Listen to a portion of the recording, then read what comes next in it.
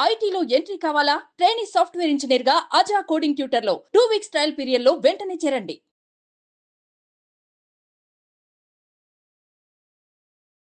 అమ్మ ప్రతిదానికి నువ్వు సర్దుకపో, నువ్వు సర్దుకపో. అది ఆఫీస్‌లో కానీ, అత్తగారింట్లో కానీ, లేపోతే ఎక్కడికన్నా రిలేటివ్స్ ఇంటికెళ్ళినప్పుడు కానీ, ఎక్కడైనా ఫస్ట్ వచ్చేది నువ్వు సర్దుకపో.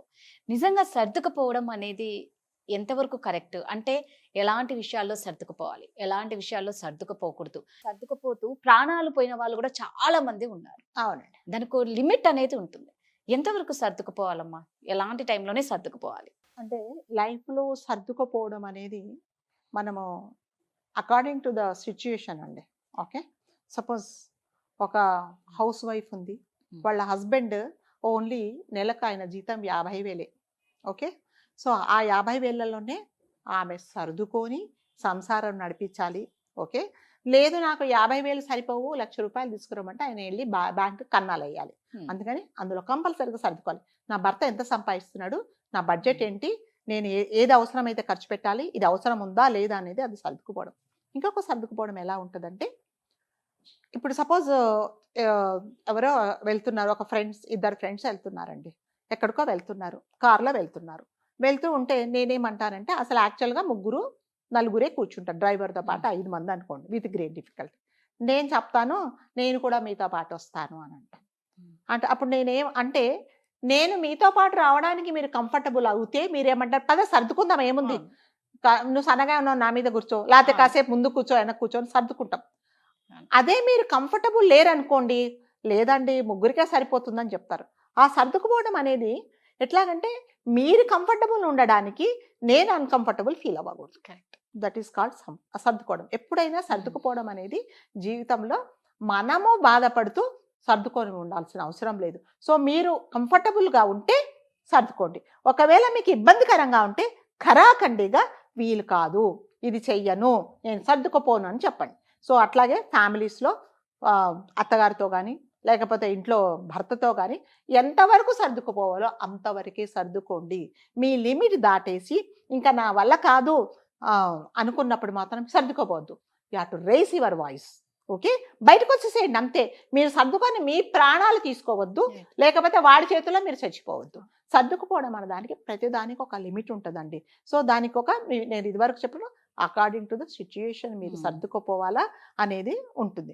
సో, అతడు ఎంత హరాస్ చేసినా కూడా సో పరువు కోసం, మర్యాద కోసం, తల్లిదండ్రులు ఏమంటారో, చుట్టుపక్కల వాళ్ళు ఏమంటారో అని మీరు సర్దుకుపోతే ఏమవుతుందంటే, వాడు ప్రాణాలు తీసేసి కాగితంలో కాస్త బూడిద కట్టేసి తల్లిదండ్రులకు పంపిస్తున్నాడు. అలాంటి వాళ్ళు ఉన్నారు. సో, సర్దుకుపోవడం దానికి ఒక లిమిట్ పెట్టుకోండి. నా చేత కాదు, ఈ హస్బెండ్తో నేను భరించలేను అన్నప్పుడు సర్దుకుపోండి. అట్లాగే ఆఫీస్లో పనిచేస్తున్నప్పుడు ఒక ఆఫీసర్ వల్ల కానీ, తోటి వాళ్ళ వల్ల కానీ మీకు ఇబ్బందికరంగా ఉన్నప్పుడు ఒక లిమిట్ వరకే ఉంటుంది. ఆ సర్దుకుపోవడం. ఎప్పుడైతే మీరు అన్‌కంఫర్టబుల్ ఫీల్ అవుతారో వెళ్ళి హయ్యర్ అథారిటీస్‌కి మీరు కంప్లైంట్ చేయండి. ఇతను నన్ను ఈవిడ వల్ల, ఇతని వల్ల, లేకపోతే వీళ్ళ వల్ల నేను ఇబ్బంది పడుతున్నా అనేది కంపల్సరీగా చెప్పండి. ఎన్ని రోజులు సర్దుకుంటారు? మీరు ఉద్యోగం అనేది మీకు కంపల్సరీ. సో, మీకు కంపల్సరీ అయినప్పుడు ఏం చేస్తారంటే, మీరు నచ్చనిది ఎవరైతే మీకు హయ్యర్ అథారిటీస్ ఉన్నారో వాళ్ళకి కంపల్సరీగా చెప్పండి. వాళ్ళ దృష్టికి తీసుకొని వెళ్తే అందరూ చెడ్డవాళ్ళు ఉండరు. తప్పకుండా పరిష్కారం అనేది చూపిస్తారు. దానివల్ల మీరు సర్దుకుపోయి మీకు మీరు హెల్త్ పాడు చేసుకొని మీరు కుసించిపోయి నాకు ఉద్యోగం తప్పదు, కానీ వీళ్ళు నన్ను హరాస్ చేస్తున్నారు. చాలా మంది ఆఫీసులలో చాలా ఉంటాయండి ఇలాంటి సిచ్యుయేషన్స్. మరి ముఖ్యంగా మగవాళ్ళు ఎలాగంటే, ఆడది బయటికి వచ్చింది అంటే ఒక తోడేళ్లలాగా చూస్తూ ఉంటారనమాట. ఎప్పుడు ఏ అవకాశం వస్తుంది, మనము ఎటువంటి ఆపర్చునిటీ వీళ్ళకి మనం చేస్తే మనకు దొరుకుతుంది అని చేస్తారు. ఏ సహాయం చేసే ఏ మగవాడు కూడా నిజంగానే హార్ట్ఫుల్గా చేయడండి. ఒకవేళ చేశాడు అంటే నిజంగా వాడు మంచివాడనే మనం అర్థం చేసుకోవాలి.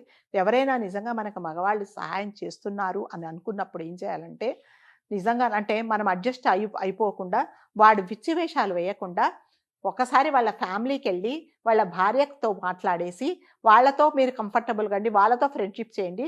వీడు వేసే పిచ్చి వేషాలు లేకుండా, వాడు మిమ్మల్ని ఇబ్బంది పెట్టకుండా మీరు అడ్జస్ట్ కాకుండా ఉండొచ్చు.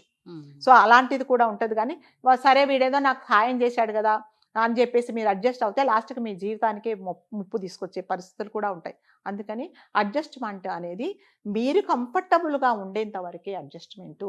మీరు ఎప్పుడైతే యు ఆర్ ఫీలింగ్ అన్కంఫర్టబుల్, వేరే వాళ్ళని కంఫర్ట్ చేయడానికి మీరు అన్కంఫర్టబుల్ ఫీల్ అవ్వద్దు. సో కంఫర్టబుల్ అనేది అది మన పరిస్థితిని బట్టి ఉంటుంది.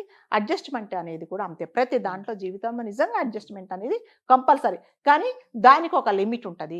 ఈ లిమిట్ వరకే అడ్జస్ట్ అవ్వండి. ఆ లిమిట్ దాటిన తర్వాత అడ్జస్ట్ అవ్వద్దు. ఎవరితో కూడా ఎటువంటి పరిస్థితిలో అడ్జస్ట్ అవ్వద్దు. మీకు ఏది అనిపిస్తే, మీరు ఏది కంఫర్టబుల్ అనుకుంటే దాంట్లో మీరు ఫాలో అవ్వండి. లేదా మీకు మీరు బాధపడాల్సిన పరిస్థితి వస్తుంది. రేపు పొద్దున మీరు ఎందుకు చెప్పలేదు, మిమ్మల్ని ఎవరు అడ్జస్ట్ అవ్వమన్నారు, మాకు చెప్పాల్సింది అని మీరు చెప్పాలి. అప్పుడు మనమే సమాధానం చెప్పాలి.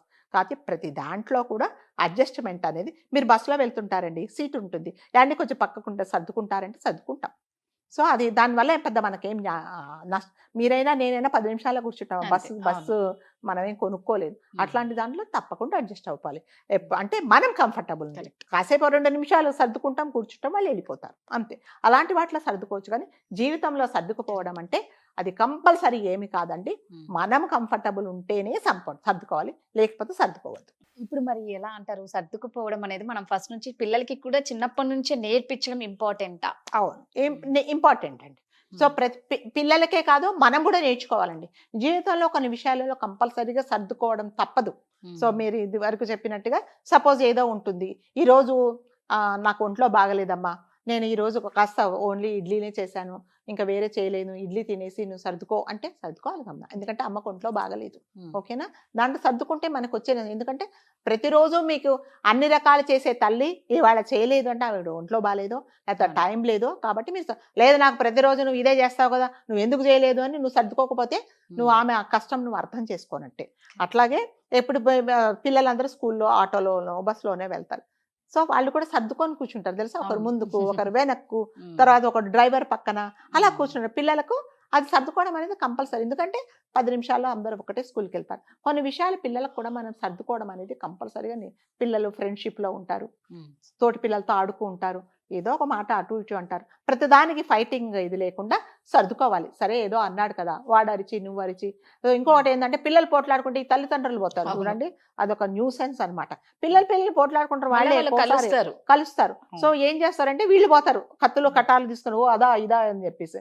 సో వాళ్ళే సర్దుకుంటారు. మనం ఎందుకు ఇది చేయాలనేది తల్లిదండ్రులు ఆలోచించట్లేదు.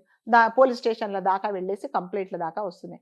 సో సర్దుకోవడం అనేది మనం నిజంగానే మనం నేర్చుకోవాలి, పిల్లలకు కూడా నేర్పించాలి. కాకపోతే ఏంటంటే మనం పిల్లలకు ఎప్పుడు సర్దుకోవాలి, ఏ విషయాలలో సర్దుకోవాలి, ఏ విషయంలో నీకు నచ్చనప్పుడు నీ వాయిస్ రేస్ చేయాలనేది కూడా ప్రతి కంపల్సరీగా తల్లిదండ్రులు చెప్పాలి. అట్లాగే అత్తగారింటికి పిల్లలను, మనం ఆడపిల్లలను పెళ్లి చేసి పంపిస్తున్నప్పుడు కూడా. కాకపోతే ఈ కాలంలో ఎవరు ఏ అత్తగారికి ఎవరు ఏం చెప్పట్లేదండి. సో పిల్లలకు అందరికీ తెలుసు. కాకపోతే తల్లిదండ్రిగా బాధ్యతగా కొన్ని విషయాలు సర్దుకోమ్మా, నీకు వీలైనంత వరకు సర్దుకోనుండు, నీ చేత కానప్పుడు మాత్రము సర్దుకొని ఉండాల్సిన అవసరం లేదు, మీకు మేము ఉన్నాము అని మాత్రం కంపల్సరీగా మనం పిల్లలకు చెప్పాలండి. లేకపోతే చాలా మంది ఆడపిల్లలు, మా అమ్మ పరువు పోతుంది, మా నాన్న పరువు పోతుంది, చుట్టుపక్కల వాళ్ళు లేకపోతే నాకు చెల్లి ఉంది, నేను ఇలా వెళ్ళిపోతే లేకపోతే బయటికి వెళ్ళిపోతే పిల్లలకు, మా చెల్లికి పెళ్లి కాదు అనేసి జీవితాల్లో సర్దుకుంటారు. ఆ సర్దుబాటు అవసరం లేదండి, ఆ సర్దుబాటు అవసరం లేదు. ఫస్ట్ నువ్వు కంఫర్టబుల్గా ఉంటావు, అంతే కదా. నేను కంఫర్టబుల్గా ఉంటే మీకు నేనైనా సాయం చేయగలను. నేనే అటు ఇటు పిచ్చి చూపులు చూస్తుంటే నేనేం చేస్తాను మీకు? అందుకని ఫస్ట్ మీరు కంఫర్టబుల్గా ఉంటేనే మీరు సర్దుకోండి. లేకపోతే మళ్ళీ చెప్పేది ఏంటంటే, మీరు కంఫర్టబుల్ ఉంటేనే సర్దుకోండి, మీరు కంఫర్టబుల్ లేకపోతే కంపల్సరీగా మీ గొంతెత్తి మాట్లాడండి, నేను కంఫర్టబుల్గా లేను అని ఖచ్చితంగా చెప్పండి. నిజంగా ఏంటంటే కంఫర్ట్ అనేది చాలా ఇంపార్టెంట్. ఇక మనం ఏదైనా ఒక లిమిట్, ఆ లిమిట్ క్రాస్ అయిపోతే మాత్రం సర్దుకోని అవసరమే లేదండి, లేదు, అవసరం లేదండి. Super, thank you.